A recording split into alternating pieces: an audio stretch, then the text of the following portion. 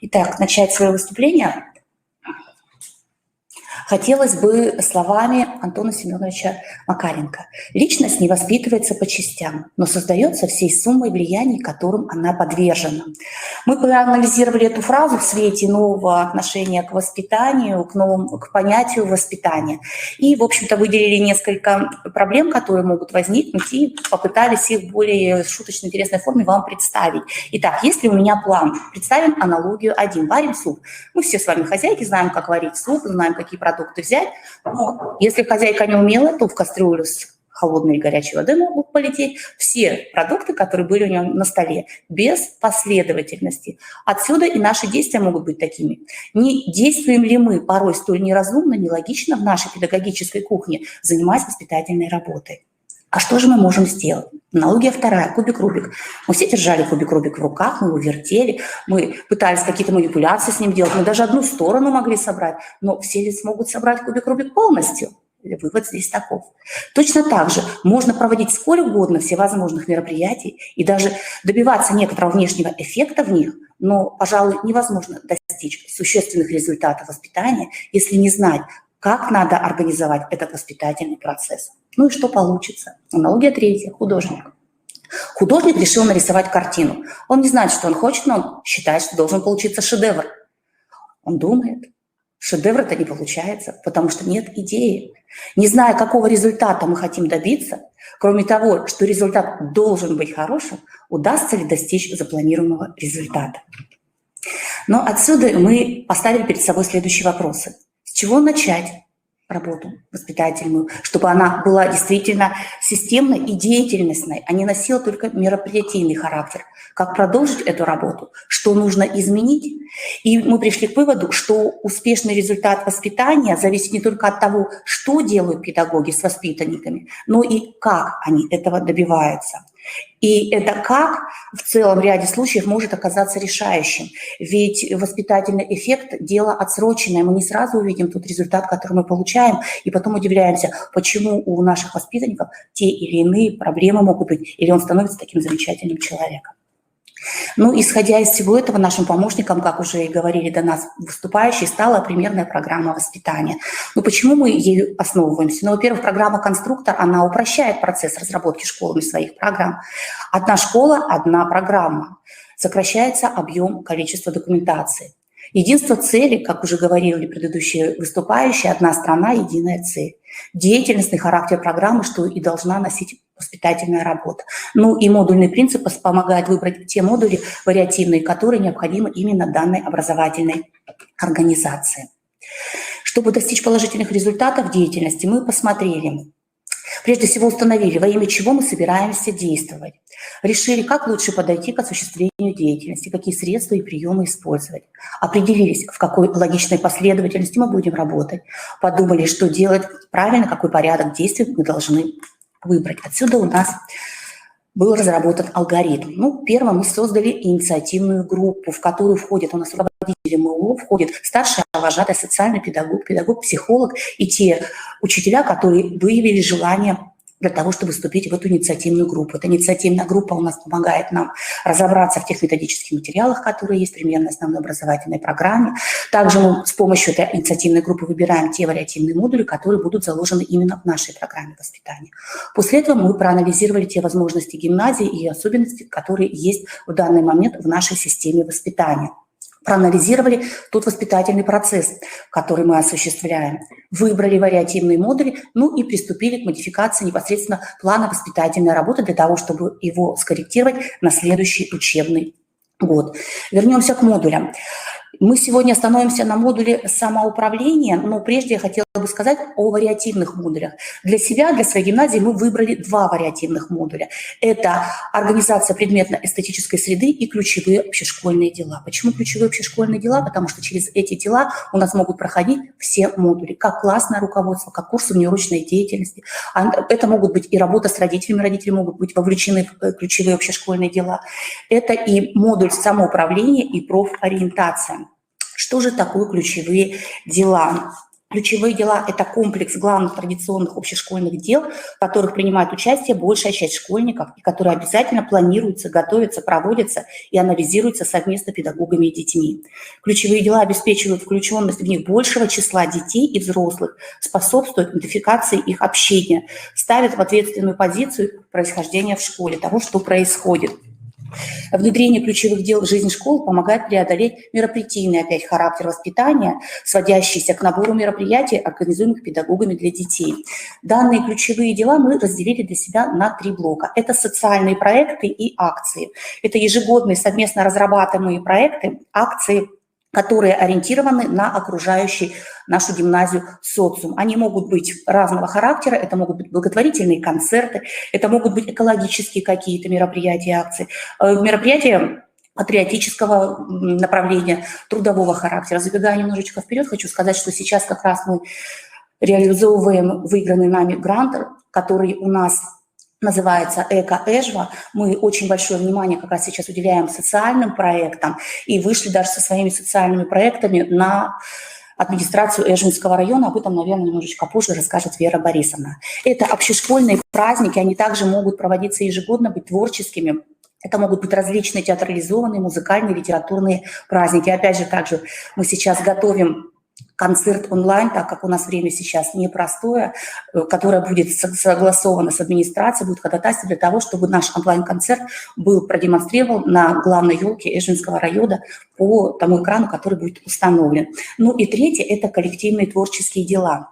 Если рассматривать коллективную творческую деятельность как технологию, то она у нас проходит ряд этапов. Это рождение педагогического замысла, время предварительной работы с тем материалом, который возникает. Вторая – это коллективное планирование этого дела. Затем подготовка непосредственно к самому делу, коллективное проведение. После проведения обязательно идет подведение итогов и ближайшие последствия, которые ожидаются в результате этого дела. Ну и проанализировав тот план работы и те ключевые общешкольные дела, которые проводятся у нас в гимназии, мы пришли к выводу, что часть этих дел, часть ключевых общешкольных дел у нас делегируется органам нашего гимназического самоуправления. А зачастую и даже наше самоуправление делегирует нам эти ключевые дела. Наше гимназическое самоуправление называется Совет учащихся парламент. И мы немножечко как раз сейчас и поговорим. Итак, что же такое самоуправление и в каком случае оно будет действительно работать? Ну, детское самоуправление – это мощное средство воспитания самостоятельности учащихся, привлечения ответственности, приучения их к ответственности. Самое главное, чтобы детское самоуправление носило деятельностный характер, а не было формальным имитацией каких-то мероприятий, поручений, задач, переданных ребенку. Самоуправление в гимназии у нас осуществляется на разных уровнях. Это на внешкольном уровне, мы сейчас выходим на администрацию Эжвинского района, на школьном уровне, где у нас запланированы общешкольные дела, которые организуются средствами самоуправления ученического, на уровне класса и на индивидуальном уровне. Ну и для того, чтобы самоуправление действительно работало, мы заложили ряд принципов, на основе которых мы и работаем как раз с ученическим самоуправлением. Ну, первый принцип – это обоснованность выбора поручения. То есть мы собираем совет учащихся парламент, на котором оговариваются те поручения, которые распределяются каждому ребенку. Важно здесь учесть то, что поручения должны распределять ребята сами. Здесь есть риск уйти от того, что ученическое самоуправление будет работать, и прийти к тому, что мы будем делегировать детям, мы будем распределять эти должности внутри самоуправления. Это должно быть отдано на откуп детей. Следующий принцип – это равноправие, когда каждый участник самоуправления принимает участие одинаковое в голосовании, в выборе дел, в принятии решений, преемственность. Все мы знаем, что учащиеся наши вырастают, и наше самоуправление меняется новым составом. Поэтому важно, конечно, не забывать те традиции, которые у нас уже были, но и пополнять самоуправление новыми членами. Следующее – это коллегиальность. Все решения, которые принимаются с детским самоуправлением, должны приниматься коллективно, вместе, учитывая мнение каждого ребенка. Для того, чтобы детям было интересно принимать участие, его мнение должно быть выслушано. Критика и самокритика – важный принцип, когда любое проведенное мероприятие должно быть разобрано. Это могут быть высказаны и замечания в адрес данного мероприятия. Ну и каждый ребенок должен уметь видеть и недостатки, и преимущества в своей работе. Здесь опять же важно, так как это коллектив детский, чтобы не переросло это все в ругань и просто в ненужную критику, которая была недостойна этого и которая не была адекватной. Отчетность. Все мы знаем, что как мы, так и дети нуждаются в том, чтобы то мероприятие, которое было проведено, было ограничено в каких-то определенных рамках. Поэтому обязательно должен быть поставлен дедлайн, должно быть выбрано время проведенного данного мероприятия, ну и после того, как оно будет проведено, обязательно должно быть разобраны его результаты. Следующий принцип – это сочетание коллективных и личностных интересов ребенка. Ни в коем случае те мероприятия, которые проводятся внутри самоуправления, не должны перечить тем интересам ребенка, которые у него есть. Если они не соответствуют этим интересам или интересам коллектива, то нужно рассмотреть это дело, следует ли его вообще проводить. Ну и последний принцип – это распределение полномочий. Здесь учащиеся, которые входят в самоуправление ученическое, должны понимать, что более ответственные мероприятия большую роль возлагают именно на тех детей, у которых уже есть опыт социального общения, выполнения социально значимых дел. Вера Борисовна расскажет о том, как этот модуль реализуется именно у нас в гимназии, а закончить мне хотелось бы фразой, к сожалению, у меня не переходит, что любое воспитание может идти вперед только в том случае, если оно будет системным. Спасибо за внимание. Хочу присоединиться к выступающим до меня коллегам. С наступающим вам Новым годом, чтобы следующий год был легче, здоровья вам, счастья и благополучия, и творческих, и профессиональных успехов. Спасибо.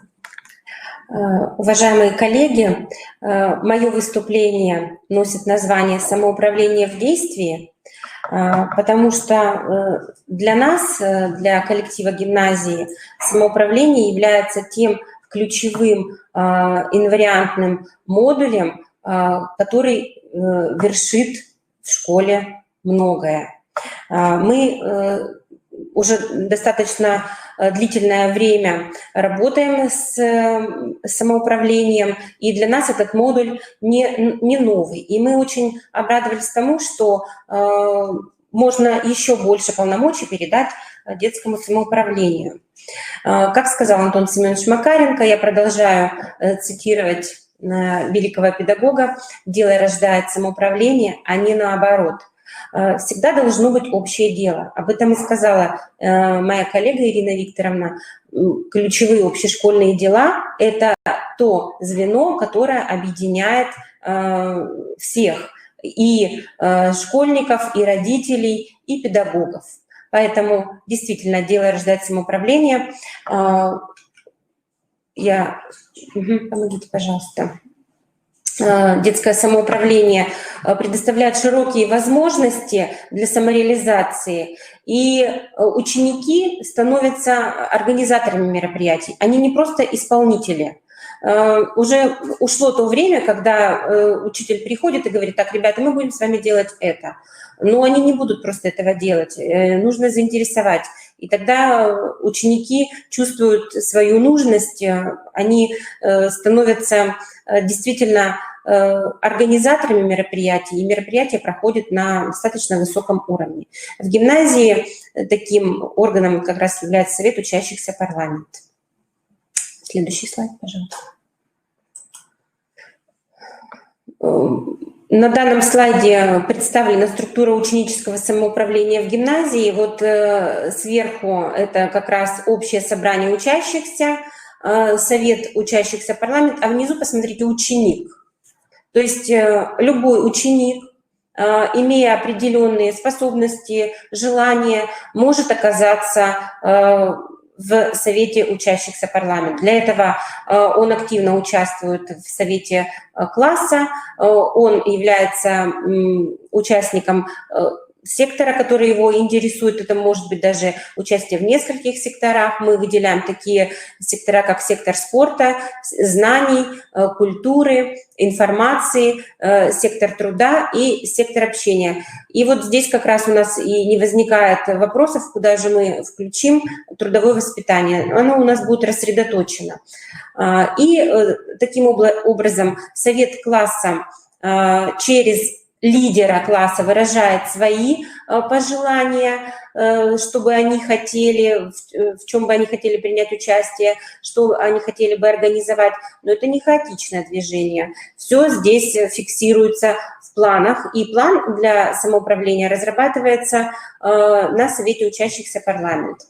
То есть они анализируют план данного года, ставят плюсики, минусики, ну, то есть анализируют, что у них получается, что не получается, что они хотели бы добавить в свой план. И таким образом происходит взаимодействие, и жизнь в школе превращается в жизнь маленького государства со своими правилами, со своими нормами, со своими принципами. Можно, пожалуйста, следующий слайд? Какие задачи решает наш Совет учащихся парламент? Ну, во-первых, приобретается опыт управленческой деятельности. Во-вторых, ученики раскрываются в своих творческих способностях. Они чувствуют собственную значимость и причастность в решении важных общественных проблем. И развиваясь в различных видах деятельности, ученическое самоуправление охватывает большее число задач, которые раньше решались педагогами. И вот здесь вот, конечно, может возникнуть трудность, потому что и педагогам ведь тоже сложно перестроиться. Раньше привыкли все решать они, а здесь большую часть мероприятий, каких-то видов деятельности приходится отдать ребятам. Но этот вопрос решается хорошим результатом от проведенных мероприятий. Детям нужно доверять и сопровождать, и тогда все это действительно получится в идеальном варианте. Пожалуйста, дальше. Работа школьного самоуправления в гимназии строится по определенной схеме. Каждый понедельник происходит сбор актива учащихся, где планируется участие гимназистов в подготовке и проведении значимых мероприятий. Эти мероприятия могут быть как школьными, так и внешкольными. В этой работе активистам гимназии оказывается поддержка администрации и педагогами гимназии, потому что после того, как проведено рабочее совещание парламента, где принимает участие либо директор, либо заместители директора, обсуждается план подготовки и проведения различных акций и проектов. А затем проект готовится гимназистами и предоставляется на педагогическом совете. Как правило, проект в дальнейшем реализуется совместными усилиями с привлечением партнеров. И очень важно, что именно на педагогическом совете, когда ребята представляют свой проект, они просят помощи тех или иных педагогов. И таким образом уже не педагог навязывает свою деятельность, а учащиеся сами понимают, чьей помощи им не хватает. Например, если это проводится шахматный турнир, то здесь, конечно, за помощью обращаются к учителям физкультуры. Если это проводятся акции по чистке памятника или раздельному сбору мусора, конечно же, здесь нужна помощь будет не только классного руководителя, но и старшей вожатой. Поэтому вот так вот совместными усилиями у нас и происходит вот общее дело, реализуется. В гимназии разработан алгоритм проведения мероприятий органами самоуправления. Он универсальный, и хотелось бы сказать, что все эти этапы сопровождаются фотоотчетами, видеоотчетами. Таким образом, у нас школьная газета «Тудейка» и ВКонтакте, группа ВКонтакте, те, кто работают, они приобретают опыт и становятся журналистами, редакторами, фоторепортерами. То есть здесь идет такая профориентационная направленность. Ну, в общем-то, алгоритм, он, еще раз повторюсь, универсальный. Это постановка проблемы, ее актуальность. Очень часто проблему предлагает взрослый, потому что у него имеется и статистика, и факты, но бывает так, что с проблемой приходят и взрослые ребята, старшеклассники, потому что они уже действительно чувствуют, что могут решить какие-то проблемы, и они их стараются замечать и решать.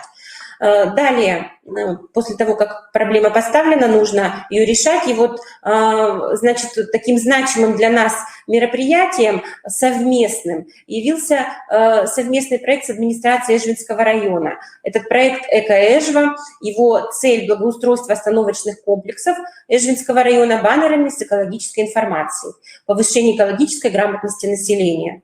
Этот проект вылился в такой грандиозный благодаря, опять-таки, идеям ребят.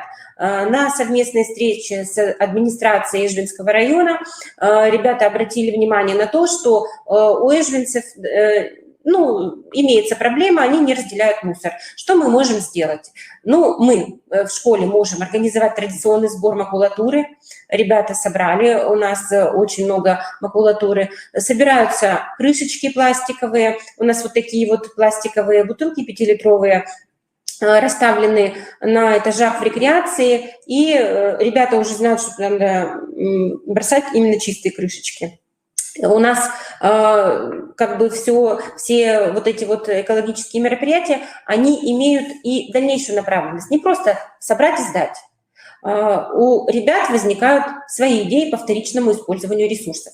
Вот вы на слайде видите, как девочки от идеи до воплощения проходят путь. Они поняли, что, сдав макулатуру, можно приобрести крафт-бумагу. И из этой крафт-бумаги, а крафт-бумага – это как раз вот вторичная переработка макулатуры, из крафт-бумаги можно организовать мастер-класс для учащихся начальной школы по изготовлению обложек. Изготавливаются обложки из крафт-бумаги. Этого недостаточно. У ребят идея пошла дальше. Они стали изготавливать закладки, мешочки для подарков. И они, если на следующий слайд перейдем, мы увидим, что они целый проект создали.